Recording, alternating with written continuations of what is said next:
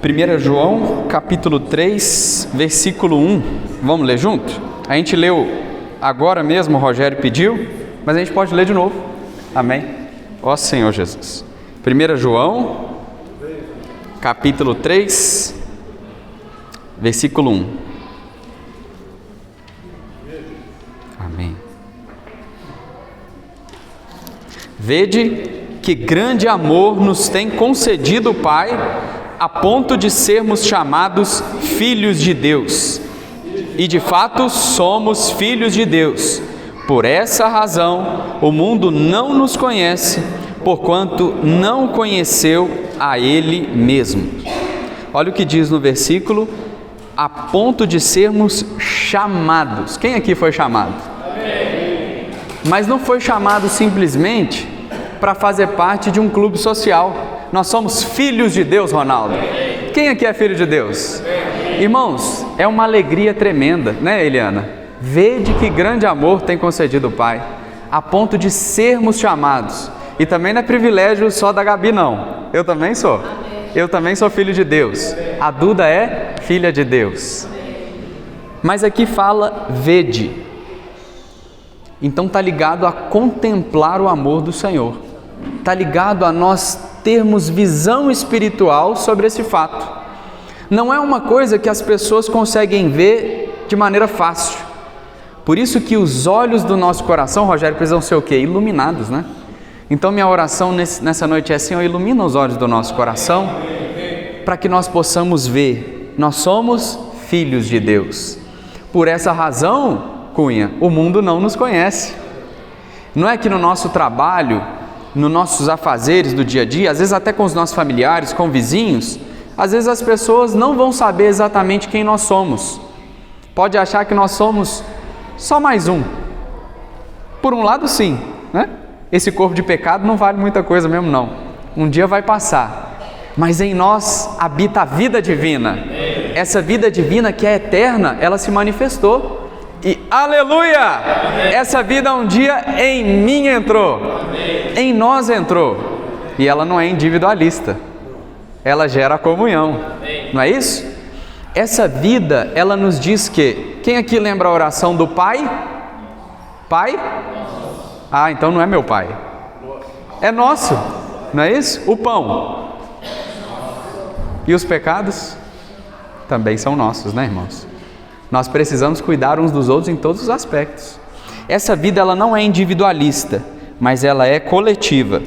Aqui no versículo 10, olha o que diz, mesmo capítulo. Nisto são manifestos os filhos de Deus e os filhos do diabo. Todo aquele que não pratica a justiça não procede de Deus, nem aquele que não ama seu irmão. Então, todo aquele que não pratica a justiça não procede de Deus, nem aquele que não ama a seu irmão. Lá em Romanos 8, fala que a ardente expectativa da criação aguarda a manifestação ou a revelação, dependendo da tradução, dos filhos de Deus. Aqui diz, nisto são manifestos. Então, já que a criação aguarda essa manifestação dos filhos de Deus, como que ela é vista na prática? Pela justiça e pelo amor. Não é? Então, se nós somos filhos de Deus, nós vamos manifestar isso, justiça e amor. A justiça é para nós mesmos, é algo interno, diz respeito ao meu viver, mas o amor está relacionado à nossa convivência. Então, o que a gente percebe? Nós temos justiça e amor próprios, Cunha? Não temos, né? Nenhum de nós tem. Mas olha o que diz o versículo 9, olha só. Todo aquele que é nascido de Deus não vive na prática de pecado, pois o que permanece nele é a... Então por que nós podemos ter justiça? Porque em nós permanece a divina semente. Eu e você, irmãos, fomos nascidos de Deus. Filho de peixe? Filho de Deus? Não é que nós somos deuses, claro que não, mas nós temos a natureza divina. Lá em 2 Pedro diz: visto como pelo seu divino poder nos têm sido doadas todas as coisas que conduzem à vida e à piedade, pelo conhecimento completo daquele que nos chamou para a sua própria glória e virtude, pelas quais nos têm sido doadas as suas preciosas e muito grandes promessas, para que por elas vos torneis coparticipantes da natureza divina, livrando-vos da corrupção das paixões que há no mundo. Então nós estamos, por causa da misericórdia de Deus, meu amado Valdir, nós estamos recebendo todas as coisas que conduzem à vida e à piedade. A natureza divina está sendo transmitida a nós. Mas isso é um processo. Por que é um processo? O José nasceu recentemente, para quem não sabe, eu me tornei pai. E é engraçado que o neném, quando ele nasce, tem gente que fala que tem cara de rato, né?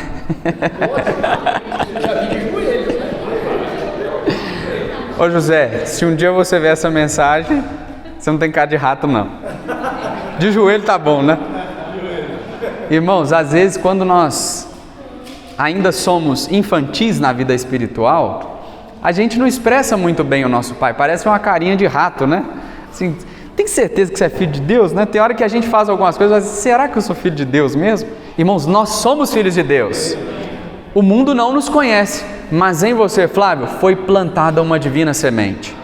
E essa divina semente, ela tem uma manifestação. Os nossos atos, à medida que essa vida vai crescendo, são atos de justiça, porque o justo habita em nós. E a nossa expressão qual que é? Antes eu odiava meu irmão, mas agora eu amo meu irmão. Nós amamos uns aos outros porque essa divina semente está em nós. Eu queria ler com os irmãos também, um versículo bem conhecido nosso, Colossenses capítulo 1.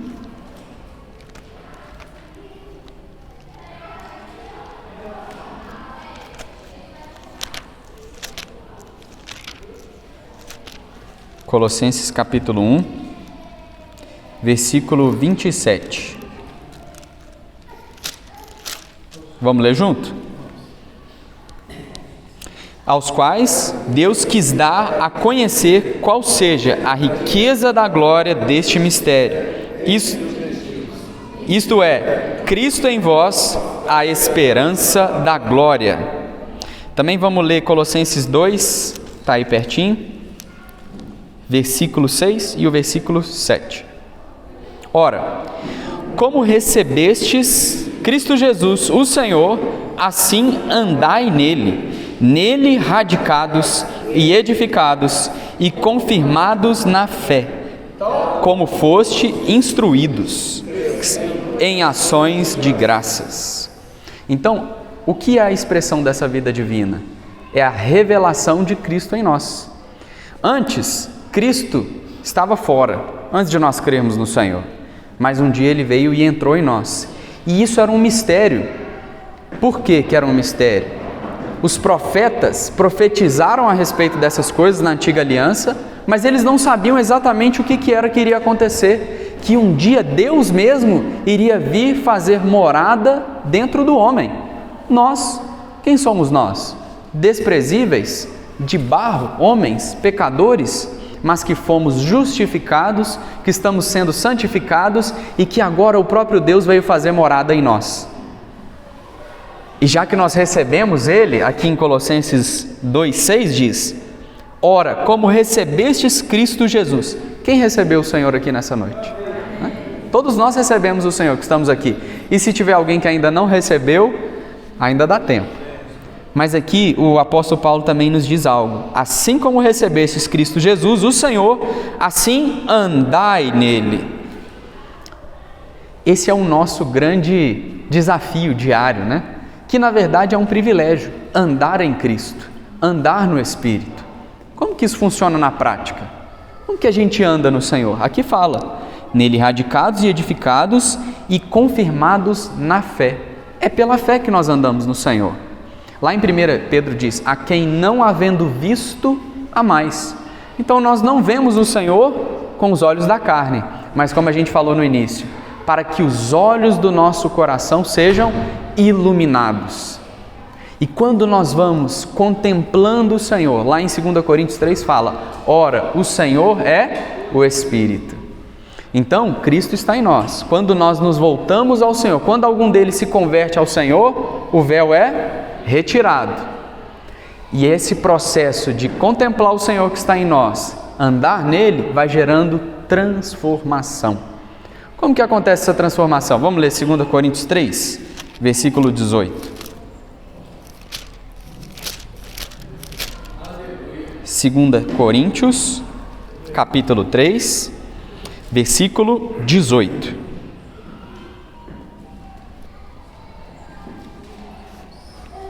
Diz assim: e todos nós, com o rosto desvendado, contemplando como por espelho a glória do Senhor, somos transformados de glória em glória, na sua própria imagem, como pelo Senhor, o Espírito. Veja, irmãos, então, Cristo veio habitar em nós. Como que Ele veio habitar em nós? Por meio do Espírito. Quando nós nos voltamos ao Senhor, o Espírito, nós passamos a contemplar o Senhor.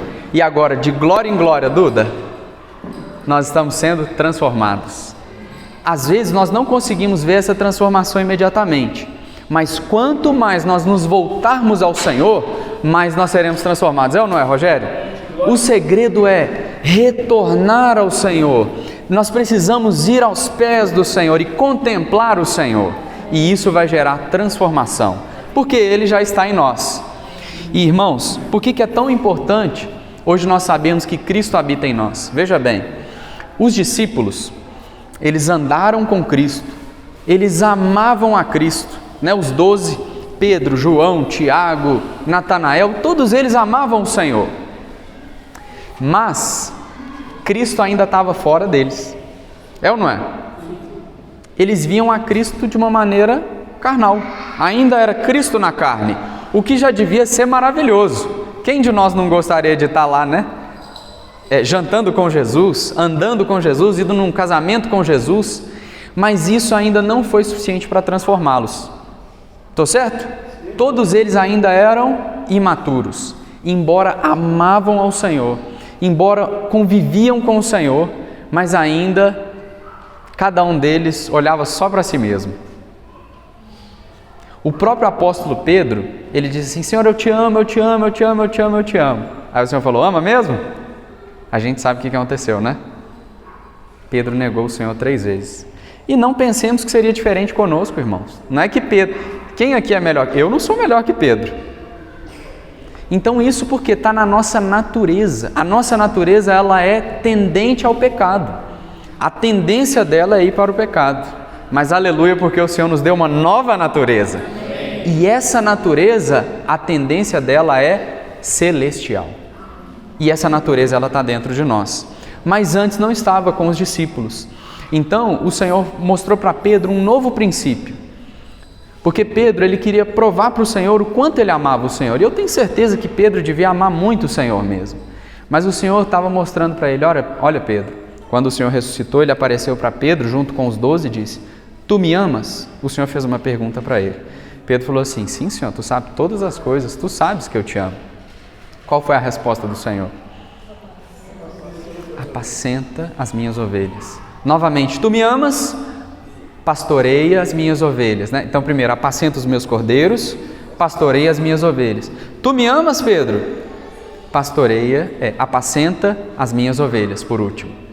Então, o que o Senhor estava querendo dizer?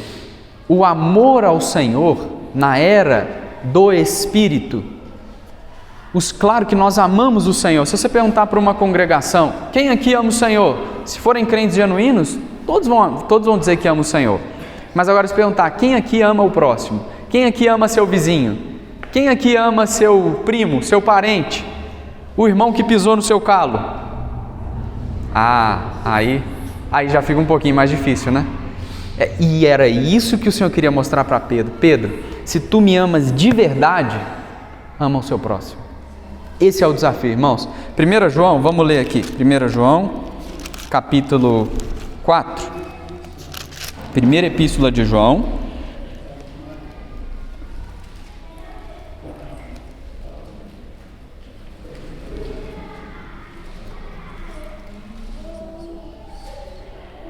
Vamos ler o versículo, 1 João, capítulo 3. Vamos ler a partir do versículo 14. Vou ler aqui para os irmãos. Nós sabemos que já passamos da morte para a vida porque amamos os irmãos. Aquele que não ama permanece na morte. Todo aquele que odeia seu irmão é assassino. Ora, vós sabeis que todo assassino não tem a vida eterna permanente em si. Nisto conhecemos o amor, que Cristo deu a sua vida por nós, e devemos dar nossa vida pelos irmãos. Aqui, qual que seria a lógica contextual e até mesmo do português desse versículo? Cristo deu a sua vida por nós, agora nós devemos dar a vida por Cristo. Não, não é isso que está falando o versículo. Cristo deu a sua vida por nós e nós devemos dar a nossa vida pelos irmãos. O que mais? Eu vou ler aqui o versículo 17. Ora, aquele que possui recursos deste mundo e vir a seu irmão padecer necessidade, fechar-lhe o coração, como pode permanecer nele o amor de Deus? 18. Filhinhos, não amemos de palavra nem de língua, mas de fato e de verdade. Por que eu li esses dois versículos? Porque eu lembrei de um casal aqui que tem praticado isso e tem me encorajado particularmente. Não querendo expor, viu, irmãos, mas é só para exemplo. O Rogério e a Eliana, eles têm um cuidado muito grande com o nosso amado irmão Cláudio. E isso, irmãos, é a expressão prática da vida de Deus que habita em nós. Nós não podemos amar só de palavra. Nós precisamos verdadeiramente nos importar uns com os outros. Mas a palavra certa não é nem que nós precisamos, porque no capítulo 4, no versículo 8, diz assim: aquele que não ama não conhece a Deus, pois Deus é amor. Então, vou até trocar. Não é que nós precisamos amar, nós precisamos conhecer a Deus. Entende a diferença? Porque nós podemos até falar assim, eu preciso amar, mas eu não tenho esse amor. E cada um de nós aqui, irmãos, o máximo que nós temos é o amor igual de Pedro, que ele faz promessa, mas na hora do vamos ver, não dá para contar não é? Mas aleluia, porque a vida divina está em nós. E essa vida um dia ela se manifestou. Então, irmãos, vamos ler agora Efésios 5, 1 e 2. Eu ia falar, mas acho melhor a gente ler. Efésios capítulo 5, versículo 1 e 2. Olha que interessante essa questão de amar o Senhor, amar a Deus e amar os irmãos. Versículo 1 e 2, Efésios 5. Sede, pois, imitadores de Deus, como filhos amados. Alguém pode ler o versículo 2?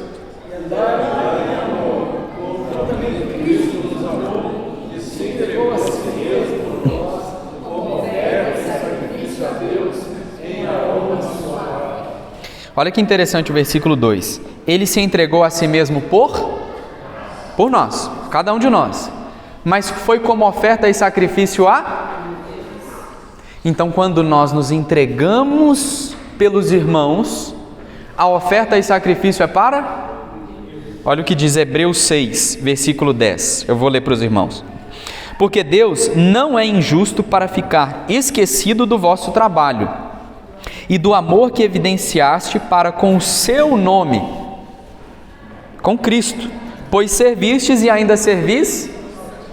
Então, quando nós servimos e amamos uns aos outros, isso sobe como um aroma e sacrifício a Deus. Graças ao Senhor, né? Essa é a expressão do amor de Deus, essa é a expressão da vida de Deus. E aí, irmãos, qual então é o resultado de Cristo em nós? O que isso gera na prática? A gente vê na Bíblia. A igreja. A igreja nada mais é do que a expressão da vida divina que foi depositada em nós. Por isso que a gente cantou nesse hino. Essa vida que foi implantada, ela gera comunhão. É natural, nós queremos estar juntos uns com os outros, tomando café, né? Nos recreando, servindo uns aos outros, ajudando aqueles que precisam de ajuda, sendo ajudados, porque é uma via de mão dupla. Nós servimos os irmãos, mas nós também somos servidos pelos irmãos. João 13,35 diz assim: nisto conhecerão todos que sois meus discípulos, se tiverdes amor uns aos outros.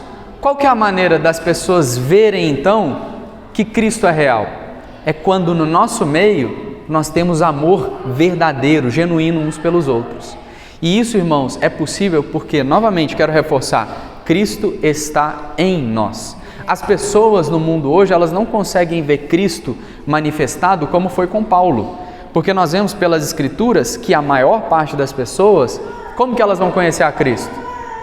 É por meio da nossa vida, é no nosso contato diário, é por meio dos nossos contatos com vizinhos, trabalho, relacionamento. Esse é o mistério da piedade, né? Aquele que foi manifestado na carne. O primeiro, como o Rogério falou, foi o Filho, né? O com O maiúsculo, F maiúsculo. Mas essa semente, esse grão de trigo, ele caiu na terra e gerou os pequenos cristos, né? Os muitos grãos. Por quê? Nós estamos sendo conformados, Romanos 8, o que fala? Conformados à imagem do seu Filho, a fim de que ele seja o primogênito entre muitos irmãos. Então, eu até anotei, nós não pregamos a igreja, nós ressaltamos o viver normal da igreja, que é a expressão das virtudes de Cristo. Então, no nosso meio, o que é Cristo e a igreja? Quando nós falamos de Cristo, é que agora Cristo não está mais como os discípulos. Os discípulos seguiam a Jesus, admiravam a Jesus, mas qual que era a realidade entre eles, entre os 12? Alguém aqui já viu aquela série The Chosen? Só para exemplificar. É interessante aquela série porque os discípulos, eles brigam o tempo inteiro, é ou não é? Eles têm problema um com o outro o tempo inteiro, porque eles são diferentes. E nós, irmãos, nós somos iguais uns aos outros? Se não for a vida divina em nós, nada acontece. Não tem igreja. O que é a igreja? A igreja é a descida do Espírito Santo que veio habitar em nós, ou seja, hoje o Espírito e Cristo são um. Então Cristo está em nós e a igreja expressa. O mistério de Deus, nós sabemos, é Cristo, e o mistério de Cristo é a igreja. E nós não devemos pregar apenas a igreja, mas ressaltar que existe um viver que manifesta a Cristo na igreja. Graças ao Senhor por isso. E a igreja na prática, como que ela acontece? Vamos ler 1 Coríntios, capítulo 12, versículo 27. 1 Coríntios 12, 27. Diz assim: Ora, vós sois corpo de Cristo, e individualmente membros desse corpo. Então o que nós somos hoje como igreja? Antes da descida do Espírito Santo, os discípulos, eles eram apenas discípulos. Por um lado, nós somos discípulos do Senhor porque seguimos a Ele, mas não apenas discípulos. Agora, o Senhor nos deu uma nova nomenclatura, nós somos o corpo de Cristo, nós somos a igreja de Deus, nós somos membros de Cristo. Lá em 1 Coríntios, o apóstolo Paulo, ele pergunta: não sabeis vós que os vossos membros são membros de Cristo? Então agora, imagina que responsabilidade nós temos de expressar o grande amor de Deus. Mas o Senhor nos deu tudo que é necessário para isso, né? Aqui em 1 Coríntios 12, 21 a 23, fala assim: não podem os olhos dizer à mão, não precisamos de ti, nem ainda a cabeça aos pés, não preciso de vós. Pelo contrário, os membros do corpo, que parecem ser mais fracos, são necessários. Olha isso.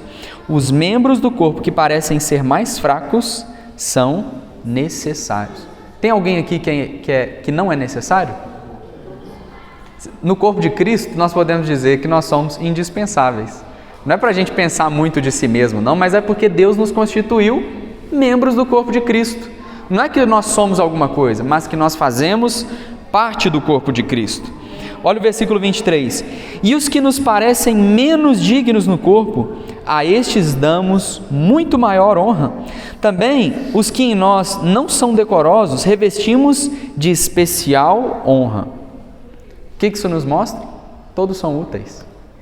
No corpo de Cristo não tem um que é melhor ou pior, todos são necessários. Aleluia! Nós fazemos parte desse corpo. Mas isso não é mérito nosso, foi o Senhor quem nos introduziu no corpo de Cristo. E por que nós somos necessários no corpo de Cristo? Não é uma questão apenas de servir ou de fazer as coisas. Não é uma questão só de dispor o nosso corpo para fazer algo. Isso inclui também, mas começa pelo nosso espírito.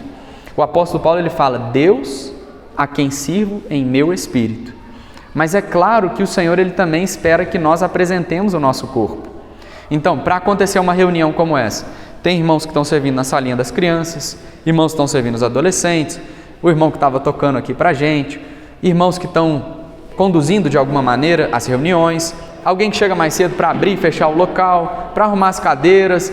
Não temos lá grandes coisas, né? Nós somos simples, mas para isso acontecer precisam de pessoas que apresentam o corpo. Lá em Romanos 12, Paulo ele fala assim: rogo-vos, pelas misericórdias de Deus, que apresenteis o vosso espírito. Que apresenteis o vosso como sacrifício santo e agradável a Deus. Irmãos, o que conta para Deus muitas vezes é apresentar o nosso corpo, porque às vezes nós podemos ser espirituais demais, mas nós precisamos lembrar que nós somos um ser integral. O nosso corpo, alma e espírito precisam ser conservados íntegros até a vinda do Senhor. E nós sabemos também, Paulo ele diz, que cada um vai receber segundo o bem ou mal que tiver feito por meio do Espírito. Por meio do corpo. O Senhor, ele vê valor nesse corpo nosso aqui. Esse corpo não é só para ficar tirando férias e dormindo, né? Faz parte, é maravilhoso isso. Mas esse corpo foi nos dado para nós apresentarmos a Deus. Senhor, está aqui o meu corpo para servir a Ti como sacrifício vivo, santo e agradável. Irmãos, a salvação, se nós pararmos para pensar, a Bíblia fala que nós já morremos com Cristo. Se nós já morremos com Cristo, no momento que nós recebemos a salvação e dizemos: Senhor, eu preciso de Ti, eu quero ser um novo homem, e o Senhor nos salva, sabe o que deveria acontecer? Nós deveríamos todos morrer imediatamente. Aí já parou para pensar e falar assim: mas por que eu fiquei vivo então? Porque a palavra fala que o nosso velho homem foi levado à cruz. Por que o Senhor nos deixou vivos aqui? Para nós sermos testemunhas. Nós ainda vivemos, e eu me incluo nisso totalmente, nós ainda vivemos para as nossas coisas, para os nossos negócios, mas a vida do cristão é para dar um testemunho. Olha, eu já morri com Cristo, acabou a minha vida. E esse viver que agora eu tenho na carne? Eu vivo pela fé no Filho de Deus, que me amou e a si mesmo se entregou por mim. E quanto a nós, vamos viver para nós mesmos? Mas na prática, irmãos, como que nós vivemos para o Senhor? Apresentando os nossos corpos. Por isso que há uma briga entre a carne e o espírito, porque o meu corpo, a Bíblia fala que o nosso corpo é o corpo do pecado. O que isso significa? Se for para o pecado, o nosso corpo tem uma energia imensa. É ou não é? Vamos viajar, vamos para o cinema, vamos para a festa. Vamos orar, vamos servir. É ou não é assim? Vamos ler a Bíblia. É o corpo, irmãos. Agora olha que coisa interessante, como que o corpo e o espírito estão conectados. Vamos ler Romanos capítulo 8.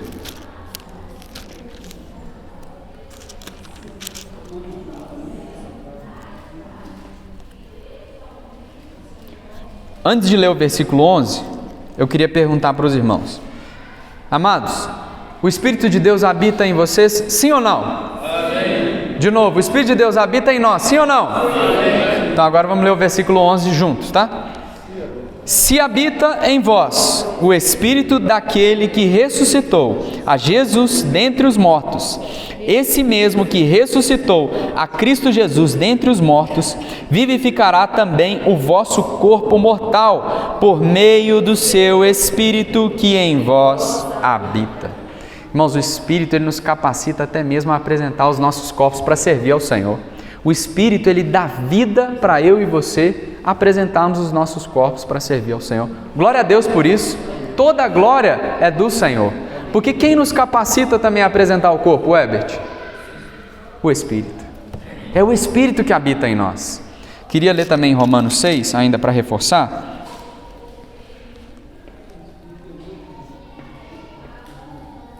Romanos, capítulo 6, versículo 12 e o 13. Fala assim: não reine, portanto, o pecado em vosso corpo mortal, de maneira que obedeçais às suas paixões, nem ofereçais cada um os membros do seu corpo ao pecado, como instrumentos de iniquidade, mas oferecei-vos a Deus, como ressurretos dentre os mortos, e os vossos membros a Deus, como instrumentos de justiça.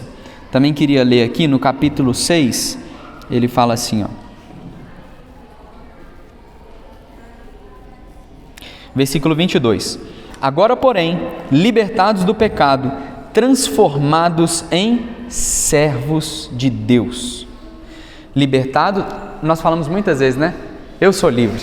Em Cristo Jesus nós somos livres, mas nós somos livres do pecado. Porque do outro lado nós somos servos de Deus e glória a Deus por isso. Irmãos, servir ao Senhor é descanso. Não dá para entender isso à nossa mente.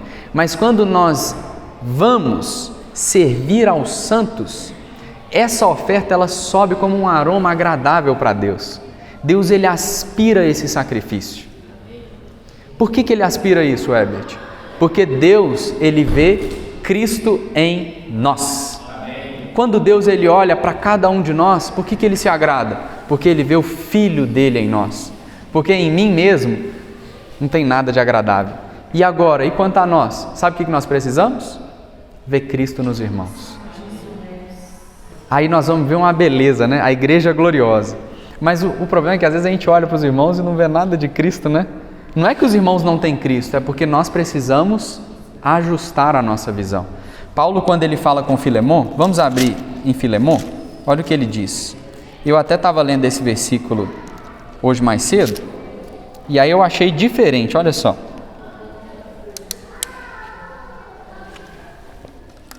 Filemon, o versículo 5, ele fala assim: estando ciente do teu amor e da fé que tens para com o Senhor Jesus e todos os santos. Como assim, né? A fé que tem para com o Senhor Jesus e todos os santos.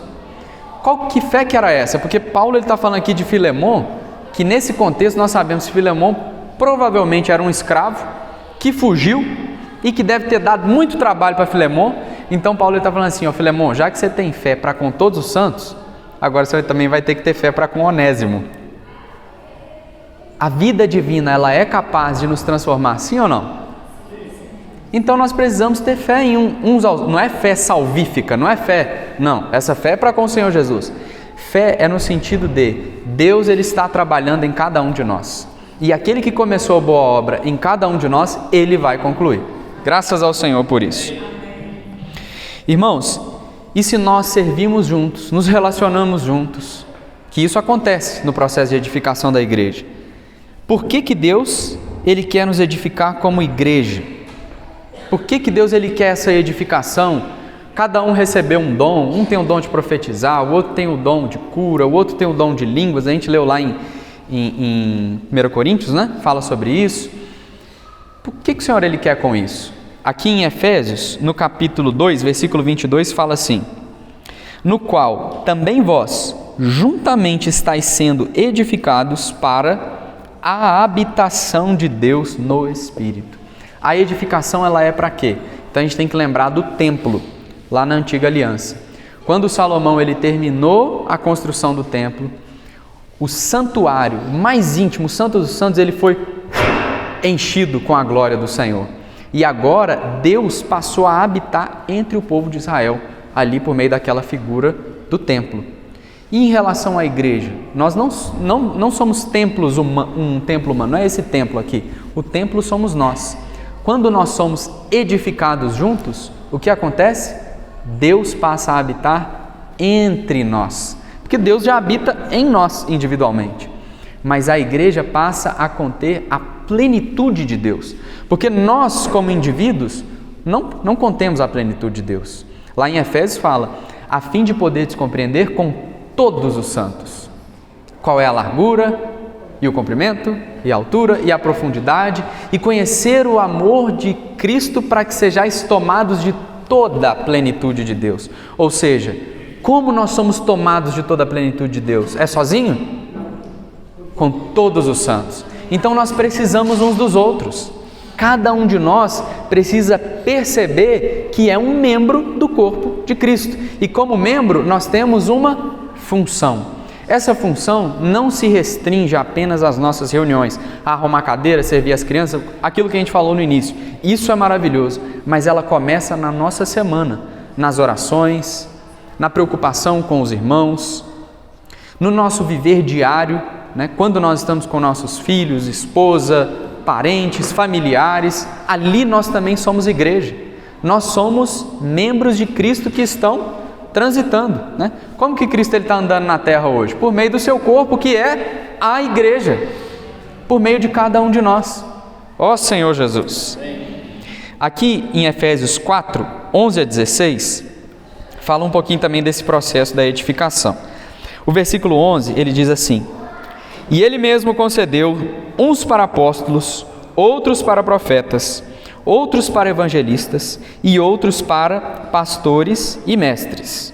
Certo? Então Deus ele deu dons diferentes na igreja.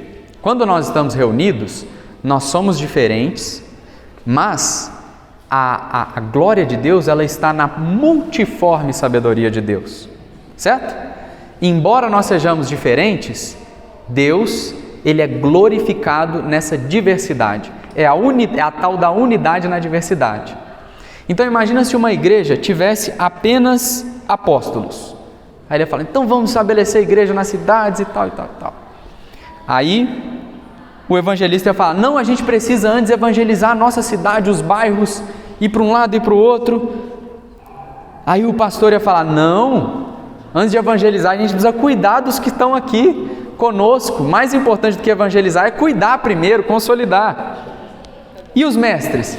Não, pastor, primeiro a gente precisa fundamentar na palavra, explicar sobre a economia de Deus, sobre a igreja, sobre Cristo, sobre o mistério de Deus. Irmãos, todos são necessários. Sabe por que Deus ele colocou todos juntos? Apóstolos, pastores, evangelistas?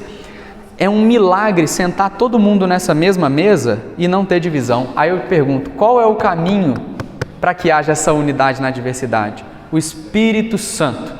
Porque há um só Espírito e Ele concedeu dons para todos.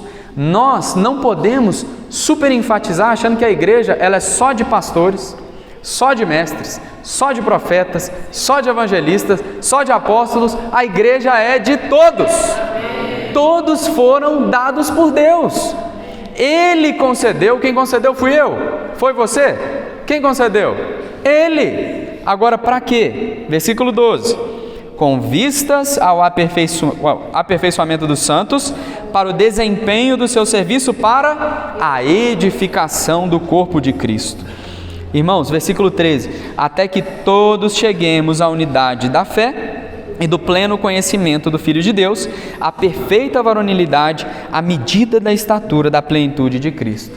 Aqui fala, até que todos cheguemos. O que a gente vê hoje, de um modo geral, na igreja, não só no que diz respeito ao nosso contexto, a gente vê uma unidade de fé hoje, visível, muito pouco.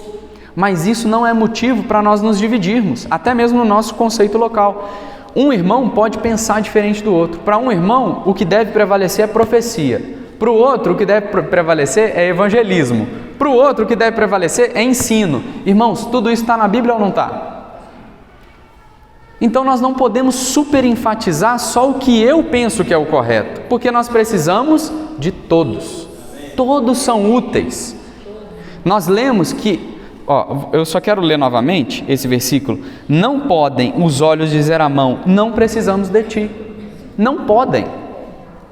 Nem ainda a cabeça aos pés, não preciso de vós. Pelo contrário, os membros do corpo que parecem ser mais fracos, por que está falando parecem? Porque está de acordo com o meu conceito. Eu acho que ele não é necessário, mas quem diz que não é? E os que nos parecem menos dignos no corpo. Então, o nosso conceito ele é equivocado. Para Samuel, Davi não valia nada. Para o pai de Davi, Davi não valia nada. Para o povo de Israel, Davi não valia nada. Mas Deus viu o coração de Davi. E em cada um de nós somos errados no nosso julgamento. Por isso que Deus ele coordenou os membros. Agora, essa diversidade, uma vez um irmão me perguntou, ela é uma bênção ou é uma maldição? Tudo depende. Se for na carne, é uma maldição. Mas no Espírito é bênção. Porque o Espírito exalta a multiforme sabedoria de Deus. Ele é quem coordena os membros do corpo. Ó Senhor Jesus! Aqui eu queria ler com os irmãos também, para a gente finalizar essa primeira parte, Ezequiel 36.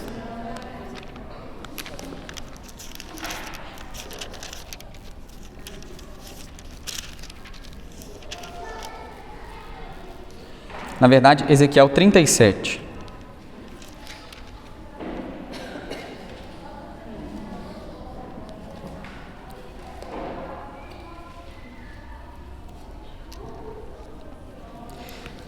O versículo 4 diz assim, de Ezequiel 37. Disse-me ele, profetiza a esses ossos e dize-lhes, ossos secos, ouvi a palavra do Senhor. Assim diz o Senhor Deus a estes ossos, eis que farei entrar o Espírito em vós e vivereis. Porei tendões sobre vós, farei crescer carne sobre vós estenderei pele e porei em vós o Espírito e vivereis e sabereis que eu sou o Senhor. Eu vou parar por aqui. Esse capítulo 36, essa primeira parte, fala sobre um grande avivamento que Deus estava prometendo sobre a nação de Israel. Essa nação ela tinha sido cativa, ela tinha sido levada para a Babilônia e o povo estava numa situação extremamente triste, mortos em pecados, em idolatria, em muitas coisas. E Deus ele fala por meio da boca de Ezequiel que iria avivar aquele povo, mas tinha um objetivo. Qual era o objetivo? Era o avivamento pelo avivamento? Era a vida pela vida? Não. O objetivo era que Judá e Israel, que eram uma nação dividida, já antes do cativeiro, o reino de Israel tinha as 10 tribos de Israel e 2 das tribos de Judá. Qual era a vontade de Deus? Unir. Por que era unir, Cora? Para que o nome de Deus fosse exaltado. Olha o que fala aqui. No capítulo 37, a gente estava lendo, no versículo... Ó Senhor Jesus. Versículo 19 diz assim, assim diz o Senhor, eis que tomarei o pedaço de madeira de José, que esteve na mão de Efraim, e das tribos de Israel, suas companheiras, e o ajuntarei ao pedaço de Judá, e farei deles um só pedaço, e se tornarão apenas um na minha mão. Os pedaços de madeira em que houveres escrito estarão na tua mão perante eles. Dize-lhes, pois, assim diz o Senhor, eis que eu tornarei os filhos de Israel de entre as nações para onde eles foram, e os congregarei de todas as partes, e os levarei para a sua própria terra. Farei deles uma só nação na terra, nos montes de Israel, e um só rei será rei de todos eles. Nunca mais serão 2 nações, nunca mais para o futuro se dividirão em 2 reinos. O versículo 27. O meu tabernáculo estará com eles, eu serei o seu Deus, e eles serão o meu povo. Olha o que diz o 28. As nações saberão que eu sou o Senhor, que santifico a Israel, quando o meu santuário estiver sempre no meio deles. Por que para sempre? Nós vemos na história da igreja que em muitos momentos houve avivamentos, no século XVI, no século XVII, no século XVIII, mas o que aconteceu com esses avivamentos? Eles cumpriram a vontade de Deus? Claro que em algum grau houve avanços até nós chegarmos aqui, glória a Deus pelos nossos irmãos do passado. Mas o que o Senhor ele anela? Porque o Senhor ele envia o vinho, mas se o odre ele tiver velho, esse vinho ele vai se perder. E quantas vezes Deus ele aviva a congregação, mas devido a todas as nossas rixas internas, todos os nossos, eu acho que é só profeta, eu acho que é só apóstolo, eu acho que é só mestre, eu acho que é só pastores. Por isso que as igrejas muitas vezes não conseguem ter união. Mas o que glorifica o nome do Senhor, irmãos? É quando esse povo ele é conduzido por um só Espírito. Aqui fala que vai ter um só rei. Quem é esse rei? Cristo. O que é o centro da igreja? Cristo. Quando Cristo é o nosso centro, quando o Espírito em nós ele começa a borbulhar, então nós passamos a ver essa beleza na diversidade. Aquele irmão que antes eu achava que era um problema, eu vejo, não, ele é necessário para o corpo de Cristo. Eu jamais conseguiria fazer o que aquele irmão faz. Então, cada um de nós é necessário para Deus. Por isso nós somos colocados na igreja. Todos nós temos nossas características e o Espírito Santo ele está nos moldando para sermos conformados à imagem de Cristo, mas sem perder as nossas peculiaridades, né? Cada um de nós tem uma maneira de agir e isso glorifica o nome do Senhor se nós estivermos no Espírito. Ó Senhor Jesus. Irmãos, essa é a primeira parte da mensagem. Queria só que os irmãos tivessem um pouquinho de paciência comigo. Essa é a parte, vamos dizer assim, quando Paulo ele escreve as epístolas, existe a parte da visão e existe a parte prática. Nesse segundo momento, eu queria compartilhar com os irmãos alguns itens práticos de como nós estamos seguindo, porque nós saímos de um contexto, sabemos, o que nós vivemos até aqui e como nós estamos prosseguindo de agora em diante. Então nós queríamos passar claramente para os irmãos, vai ficar gravado também essa mensagem. Então peço só um pouquinho de paciência. Eu creio que talvez se alguns irmãos têm dúvidas sobre isso, a gente vai poder ser o mais claro possível. Amém? Então peço até que orem por mim para eu poder falar sobre esses pontos.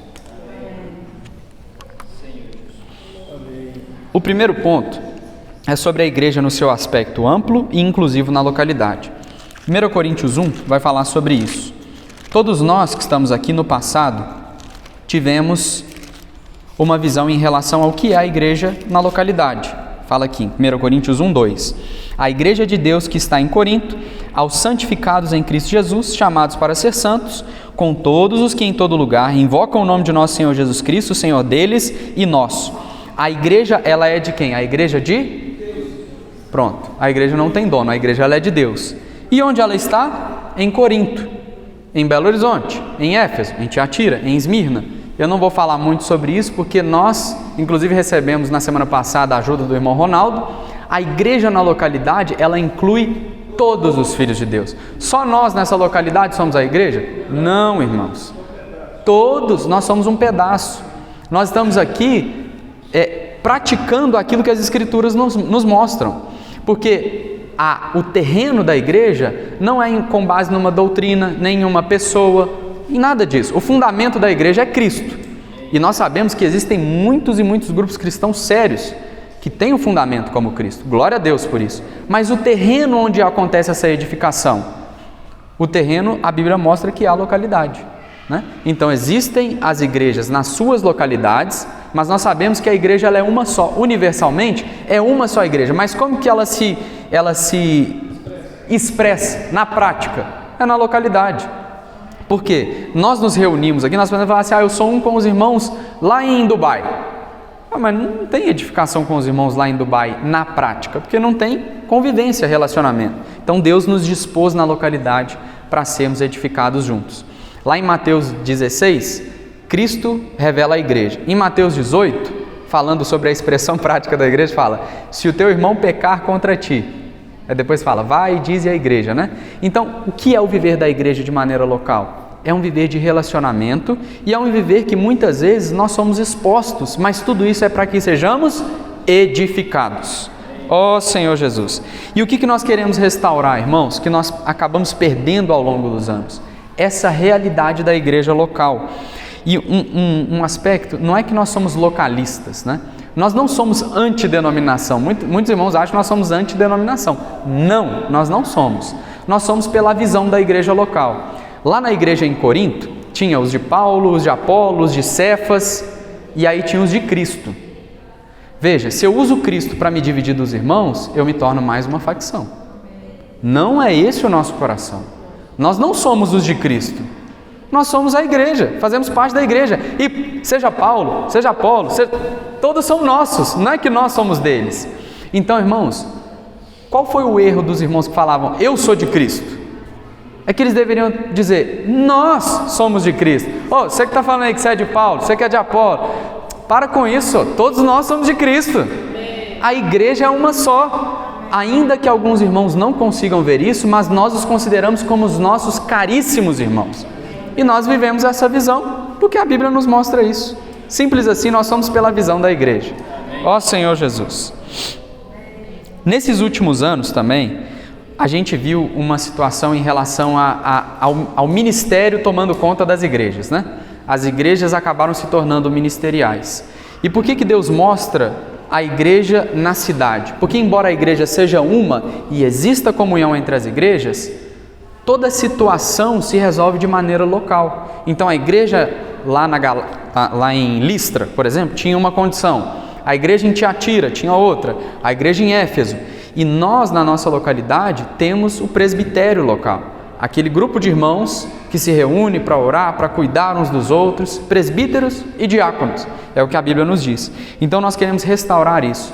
O ministério, caso haja algum irmão ou alguma irmã que queira servir a igreja, Isso é maravilhoso. Nós podemos receber irmãos, mas nós não podemos nos sujeitar a eles, como infelizmente acabou acontecendo ao longo dos anos. Então o que a gente quer restaurar? A igreja na sua expressão local. Mantendo comunhão com as demais igrejas e com os demais irmãos? Sim, mas sem interferências, né? Ó Senhor Jesus. Aqui a Bíblia nos mostra claramente em Atos 20, 28. Atendei por vós e por todo o rebanho sobre o qual o Espírito Santo vos constituiu bispos para pastorear a igreja de Deus, a qual ele comprou com o seu próprio sangue. Então quem constitui é o próprio Espírito Santo. Graças ao Senhor. A nossa identidade e comissão, a gente sabe, há vários grupos cristãos espalhados pela terra, mas o Senhor nos deu uma identidade também. Nós temos uma identidade. São grupos sérios que amam ao Senhor. Agora, qual é a identidade que o Senhor nos deu enquanto igreja em Belo Horizonte? Vou falar alguma delas. Viver a unidade, a realidade do corpo de Cristo, viver a expressão de Cristo, viver as lições da cruz, viver a realidade do Espírito. Tudo isso Deus nos deu como comissão. Irmãos, muitas vezes quando nós falamos da visão do corpo de Cristo, que é diferente da visão da igreja, nós temos que saber, todo crente, todo aquele que recebeu o Senhor, ele é ou não é um membro do corpo de Cristo? Sim, ele é um membro do corpo de Cristo. Então ele é o nosso irmão. O que nós queremos expressar como igreja local e como nossa identidade é aquilo que o Senhor nos deu, que está na palavra, na Bíblia. Não quer dizer que esses irmãos não expressam, eles expressam também, mas o Senhor nos deu essa comissão e essa identidade. Então nós queremos viver isso aqui junto com os irmãos também. Amém? Outro ponto, restaurar a Bíblia na vida dos irmãos, de maneira prática. Nós podemos ler livros espirituais? Claro, são uma bênção. Eu mesmo leio muitos livros espirituais, sei que os irmãos, conheço alguns irmãos que também leem e desfrutam de livros espirituais. Mas a palavra que é inerrante, infalível e que é suficiente é a Bíblia. Nada substitui a Bíblia. Então, de alguma maneira, ao longo dos anos, isso também foi acontecendo, né? Muitos livros espirituais que acabaram substituindo a centralidade das Escrituras, seja nas nossas reuniões, seja no nosso viver diário. Então nós queremos também, como já temos feito, graças ao Senhor, continuar restaurando a Bíblia. Aleluia! O funcionamento dos membros do corpo de Cristo. Isso a gente falou, inclusive, no início da mensagem. Se nós somos membros do corpo de Cristo, nós temos uma função. Então nós não podemos esperar que haja um sistema de clérigos e leigos. Às vezes nós até tentamos maneiras de estimular que os membros funcionem. Lá em Efésios fala, né? De quem todo o corpo, bem ajustado pelo auxílio de toda... Às vezes tem uns irmãos que são junta, né? Junta tudo e joga fora. Não é isso não. Junta em que sentido? É para ajudar. A junta no corpo, ela ajuda, ela liga um membro no outro, para ajudar a exercer o funcionamento, o dom. Então qual que é o nosso desejo? Às vezes quando a gente está, irmãos, vamos pedir hinos, vamos orar, vamos ler, vamos orar de 2 a 2, vamos ficar de pé. Qual que é o nosso sentimento? É que cada membro exerça a sua função. Quiséramos nós que não tivesse organização nenhuma, que o Espírito tivesse borbulhando dentro de cada um de nós, a ponto de chegarmos nas reuniões e cada um tivesse exercendo a sua função ao longo da semana. Qual que seria o resultado? Nós teríamos o mínimo de organização, porque os irmãos já chegariam encabeçados pelo cabeça. Então nós precisamos reaprender como exercer a nossa função. Nós somos membros do corpo de Cristo. O Espírito Santo habita em cada um de nós. Todos têm um contato direto com o cabeça. Todo membro é ligado direto à cabeça. Glória a Deus por isso. Restaurar a comunhão horizontal entre as igrejas. Então, nós ainda mantemos a comunhão com muitas igrejas que saíram desse contexto, porque nós cremos que nós fomos edificados junto com esses irmãos ao longo de anos, mas nós não queremos uma comunhão vertical, né? Então, para conversar com o irmão tem que passar por 10 antes. Não, os irmãos são membros de Cristo, irmãos, todos nós, cada um dos irmãos. Então, seja o irmão Flávio de Bauru, seja o irmão Jogsmar lá do Nordeste, seja o irmão, quem mais? O Alexandre lá de Piracicaba. Irmãos, nós somos membros uns dos outros e nós podemos e devemos ter comunhão. Agora, são só com estes irmãos, que inclusive é o último ponto que eu vou dizer aqui? Não. O nosso sentimento também é ter abertura com o corpo de Cristo. Esse é um sentimento que está no nosso coração, ter comunhão verdadeira com os demais membros do corpo de Cristo. Por quê? Deus nos deu tudo? Amém. E no que diz respeito ao corpo de Cristo? Sim. Mas para o nosso contexto, Deus nos deu alguns itens. Mas para outros irmãos que estão vivendo em outro contexto, Deus deu outros itens. É como nós vemos nas igrejas lá, Éfeso, Esmirna, Tiatira. Deus falou algo específico para cada uma das igrejas. Então nós precisamos também, porque no final fala, quem tem ouvidos, ouça o que o Espírito diz à igreja. Não, as igrejas. Então o Espírito ele dá algo diferente para cada um dos contextos. Quem quer ouvir? Amém. Quem tem ouvidos, ouça o que o Espírito diz. Por isso fortalece a nossa comunhão. Nós não somos independentes, nós precisamos uns dos outros. E até mesmo os membros do corpo de Cristo que estão espalhados nos seus muitos grupos, denominações, Deus deu porção para cada um deles. Nós temos ou não temos a aprender com eles? Porque eles têm o Espírito, assim como nós também temos. Então eles também têm algo para aprender conosco. Por isso é comunhão. Graças ao Senhor. Ó Senhor Jesus, essa questão da abertura, irmãos, até mesmo futuramente, se nós tivermos conferências ou encontros, nosso desejo é poder convidar pessoas que não estão no nosso contexto. Mas isso tem um processo, porque primeiro nós precisamos consolidar a nossa identidade. Cada um de nós precisamos saber para que o Senhor nos chamou. E isso nós queremos ainda abordar. Nós vamos finalizar hoje essa série de 4 mensagens, que nós falamos sobre nossa identidade e sobre como proceder na casa de Deus. Mas nós queremos, de maneira prudente e sábia, gerar essa comunhão. Por que nós dizemos isso? Porque nós sabemos que alguns grupos cristãos maravilhosos têm maneiras de crer que são diferentes das nossas. Em pontos secundários. O que são pontos secundários? Que não ferem a nossa fé. Não ferem a nossa fé. Mas nesses pontos secundários, nós precisamos ter clareza de como o Senhor nos guia e não precisamos pensar iguais uns aos outros. Mas se nós trouxermos, às vezes, um servo de Deus que trate sobre um aspecto para que a maioria dos irmãos já é claro, isso pode gerar confusão. É ou não é? Por isso nós precisamos de sabedoria. Eu vou dar um exemplo prático sobre isso que eu acabei de falar. Sobre a volta do Senhor. Alguns creem que a igreja vai ser arrebatada antes da grande tribulação. Outros creem que vai ser depois da grande tribulação. Nós, pela graça do Senhor, aprendemos ao longo dos anos que vai ter antes, vai ter depois e vai ter durante também, Ó Senhor Jesus. São assuntos que nós já vimos no passado. É um assunto que vai mexer com a base da minha fé? Não, mas para alguns irmãos sim. Então nós precisamos respeitar isso que nós recebemos ao longo de anos. Talvez esse irmão que crê que a vinda do Senhor, a igreja toda vai ser arrebatada antes da grande tribulação, talvez ele possa nos ajudar em um outro ponto, relacionado à santificação, por exemplo. Então são esses cuidados que nós queremos ter para fazer essa inclusão e essa comunhão. Amém? Por fim, eu vou passar aqui alguns pontos práticos, irmãos. Como nós queremos viver daqui para frente? Pregando o Evangelho. Não é a grande omissão, é a grande comissão. Porque às vezes para nós é a nossa grande omissão. Então nós queremos de maneira orgânica promover maneiras de nós pregarmos o Evangelho. A gente vai ter no dia 18 uma reunião de evangelismo. Irmãos, essa definitivamente não é a única maneira.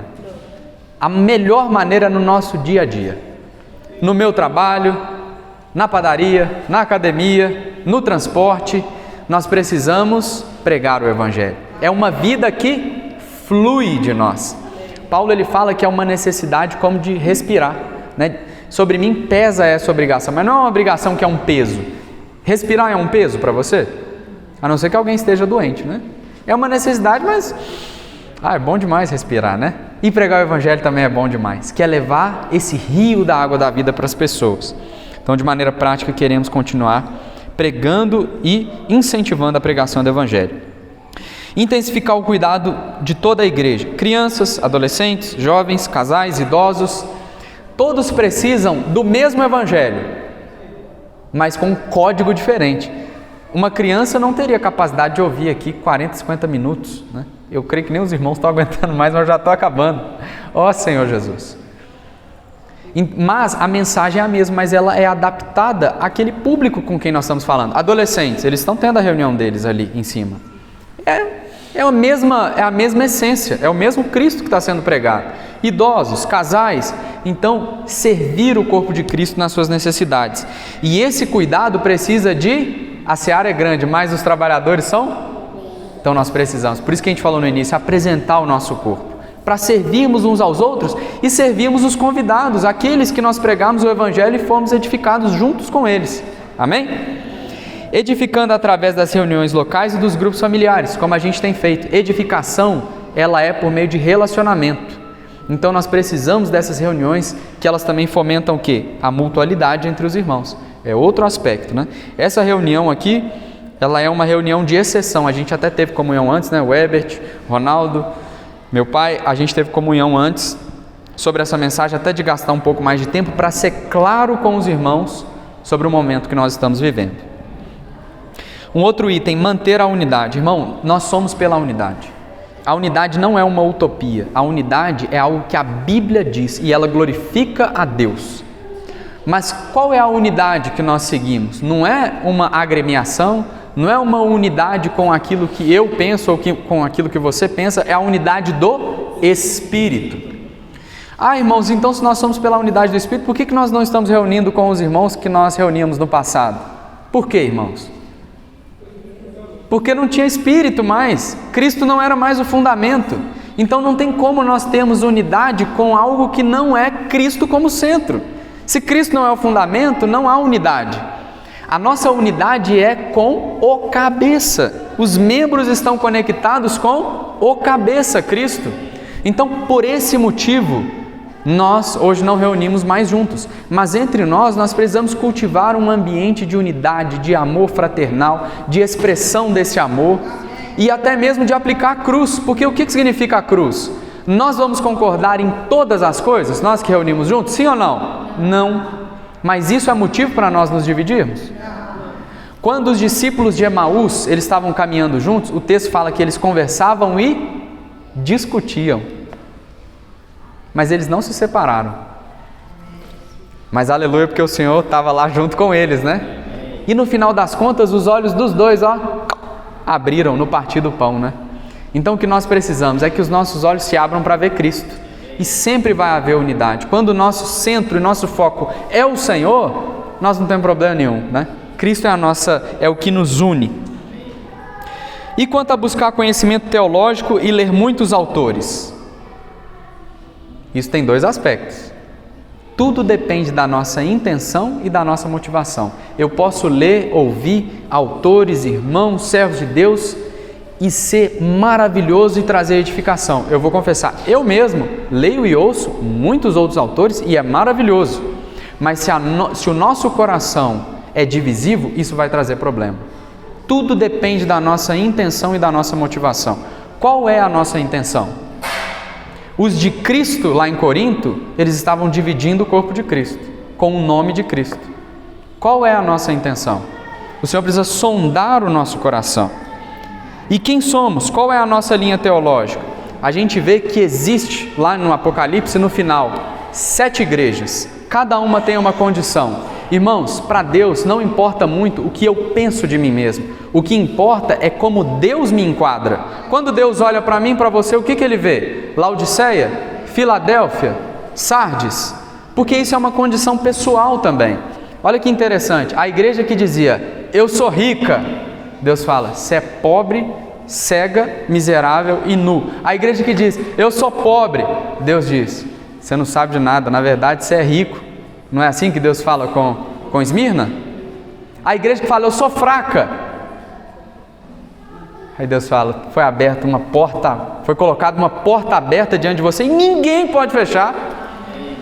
A igreja que diz, eu tenho vida. Aí o Senhor fala, peraí, Sardes, será que você tem vida mesmo? Você está falando que tem vida, mas será que tem? Então o que importa não é como eu me enquadro, é como Deus nos enquadra. Então qual é a nossa linha teológica, irmãos? Isso é muito pessoal também, para cada um, porque às vezes eu posso ser Laodiceia, você pode ser Filadélfia. certo? Mas graças ao Senhor, nós não afirmamos, a gente até teve comunhão, né? Nós não afirmamos que nós somos Filadélfia, porque se a gente afirmar, a gente automaticamente cai em Laodiceia, né? Orgulho espiritual. Mas nós anelamos o viver de Filadélfia, que é o amor fraternal entre os irmãos. Aleluia. Irmãos, e para concluir esse novo momento que a gente vive, é um momento em que, como a gente leu lá em Ezequiel, houve um avivamento, né? O vale de ossos secos, de repente Deus soprou o Espírito. Quem aqui sente que o Espírito está nos dando algo novo já há algum tempo? Esse é o meu sentimento, o Espírito tem nos renovado. Mas para quê, irmãos? Agora Ele quer edificar. Israel e Judá sendo uma só tábua, porque no final isso resulta glória para Deus. João 17 nós conhecemos, e eu vou ler aqui para os irmãos o que fala em João 17 sobre isso, que é o nosso alvo.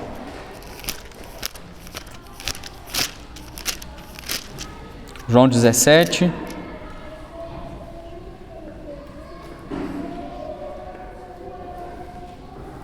versículo 21 fala assim: a fim de que todos sejam um, e como és tu, ó Pai, em mim e eu em ti, também sejam eles em nós, para que o mundo creia que tu me enviaste. Quando que o mundo vai crer? É quando apóstolo, profeta, pastor, mestre, características diferentes, mas eles são unidos por um vínculo que é o Espírito. Judeus, gentios, gregos, bárbaro, cita, são povos que jamais poderiam estar juntos, mas a cruz de Cristo ela pode unir esses povos. Então nós estamos aqui por causa da cruz de Cristo, objetiva e para mim também, para o meu velho homem, e também por causa do Espírito que nos dá vida e nos vincula. Amém? Jesus é o Senhor. A gente pode compartilhar em pequenos grupos ainda, e depois a gente vai compartilhar aqui na frente. Jesus é o Senhor, irmãos.